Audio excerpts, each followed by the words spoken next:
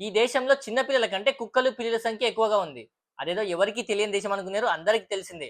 ఒకప్పుడు చిన్న పిల్లల కోసం డైపర్‌లను, స్ట్రాలర్‌లను తయారు చేసిన ప్రముఖ కంపెనీలు ఇప్పుడు పిల్లల ప్రొడక్ట్స్ పూర్తిగా ఆపేసి కేవలం జంతువుల కోసం మాత్రమే ప్రత్యేకంగా డైపర్‌లను, లగ్జరీ స్ట్రాలర్‌లను, ఇక బట్టలు తయారు చేస్తున్నారు. అయితే రోడ్ల మీద పిల్లలకి బదులుగా కుక్కలను, పిల్లులను స్ట్రాలర్‌లో కూర్చోబెట్టుకొని వాకింగ్‌కి తీసుకెళ్తున్న ఘటనలే మనకు ఎక్కువగా కనిపిస్తాయి. అవును, జపాన్‌లో ఇప్పుడు ఇదే నిజం. అక్కడ 15 ఏళ్లలోపు ఉన్న పిల్లల సంఖ్య కేవలం 1,36,00,000 మాత్రమే. అయితే పెంచుకునే కుక్కలు, పిల్లుల సంఖ్య మాత్రం ఏకంగా 1,56,00,000 ఉంది.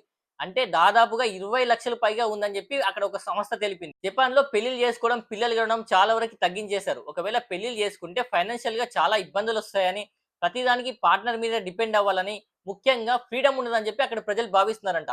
ఇక ఇప్పటికే దాదాపు 50% ప్రజలైతే పెళ్లిళ్లు చేసుకోకుండానే ఉన్నారు.